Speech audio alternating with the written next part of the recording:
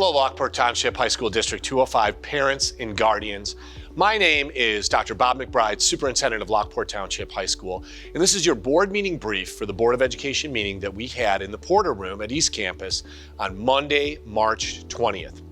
Once again, we did not start in the Porter Room. We started in the East Campus cafeteria because we had so many people to acknowledge. First and foremost, we acknowledge one of our staff members, Mr. Don McKillop. Mr. McKillop was named the Driver's Education Teacher of the Year in the state of Illinois, both for the college level and the high school level. Sometimes I say that the only thing that we teach that's a matter of life and death at Lockport Township High School is driver's education. We moved on to some student recognitions. Again, our boys wrestling team placed at Team State, finishing with a third place trophy. But also, we had a number of young men and one young woman who qualified as medalists at the IHSA individual state wrestling tournament. I believe that the 6 minutes that young women and men wrestle are the toughest 6 minutes in IHSA sport, so we were so happy to congratulate those students. I'd like to focus this board meeting brief on a number of presentations and one financial fact for you. Some important presentations were made. First and foremost, we completed our annual public relations report to the Board of Education. I want to start by thanking our great public relations staff, our public relations director, Jeanette Castillo, our webmaster and videographer, Mr. Eric Slager, and they're supported by Miss Deanna Gregorich. All three of them work hard to listen to you, communicate with you, and to make all the information that we have as a district accessible, appealing, thoughtful, and representative. I would really encourage you, the best way to see our presentation is to go to our website, look at our Facebook page, join us on Twitter, become an Instagram follower, and you will see exactly what our public relations department is trying to do.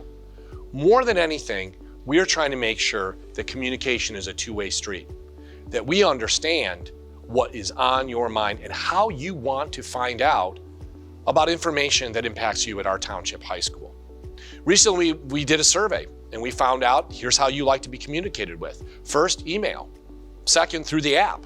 Third, in person. You like to be in our buildings to connect and communicate. Our public relations department did a survey about our facilities, and you said that the number one concern is parking at East Campus. We hear you.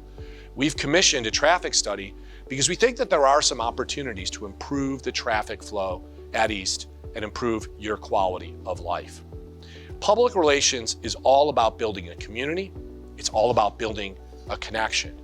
And we shared with our Board of Education that what we are trying to do through public relations is to elevate everything we do, honor it by documenting it, highlighting it, and reporting it to you and our broader community. We also had another important community presentation. Our media specialist at Central, Mr. Kevin Conway, he partnered with two executives, Shannon McNary and Jen Hannon from Citgo.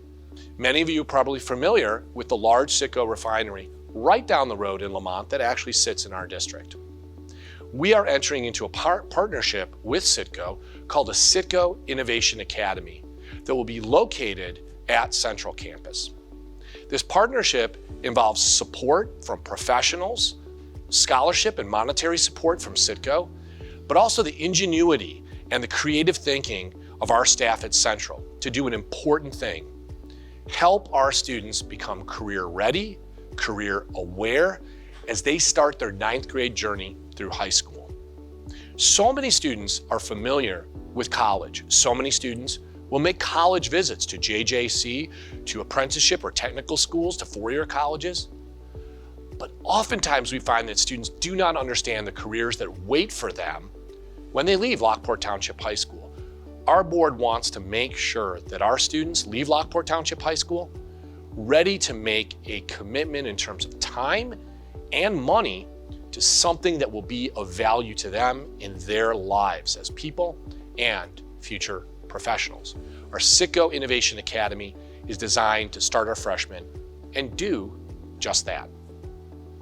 I also made a brief facilities report to the Board of Education about our thinking related to East Campus and related to Central Campus. As I mentioned earlier, we know that parking is on your mind, and we're working on that at East Campus. But also Central Campus. Central Campus is a marquee facility. It's where all of our porters start their journey. And I shared with the board the efforts that we're making to begin seriously thinking about a major renovation of Central Campus. I shared the visits that we're doing to other school districts that have renovated vintage buildings, the conversations that we're having with staff members, the work that we did with a citizens advisory panel, and the work that we're beginning to do with our architects. You'll hear more and more about that in the coming months and days. Finally, a very important presentation was made by our Assistant Superintendent for Human Resources, Mr. Tony Kandari, our Assistant Superintendent for Curriculum and Instruction, Dr. Lori Cristofero, and our Assistant Superintendent for Support Services, Dr. Angela Huntington. They presented to the board our 2023-2024 staffing plan.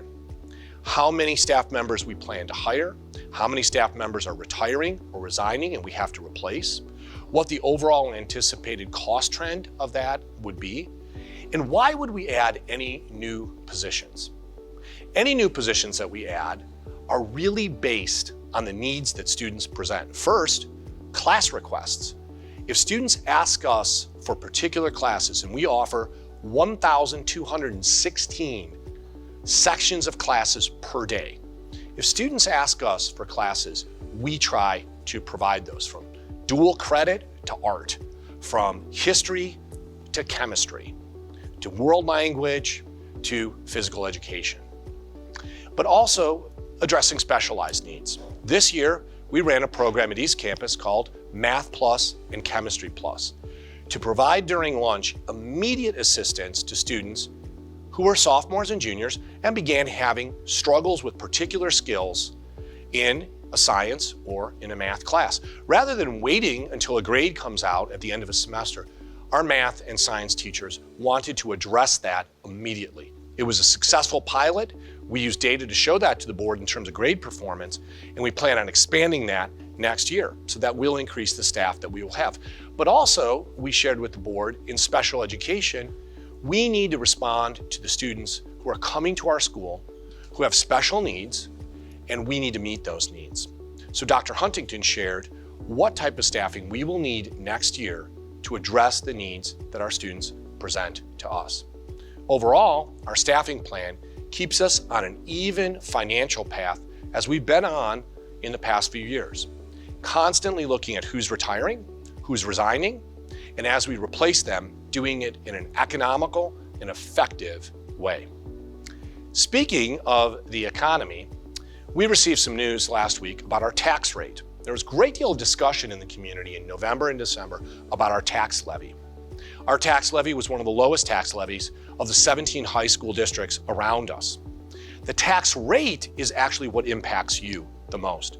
The tax rate is what determines, based on the value of your home, what you actually pay in taxes. Of course, none of us enjoy paying taxes, but all of us benefit from the services that we get from the city, from fire, from police, and of course, from schools. Once again, our total tax rate is lower. Since 2012, every single year, we have lowered our tax rate. Why? We are conservative stewards of your finances. We are thoughtful stewards of your finances.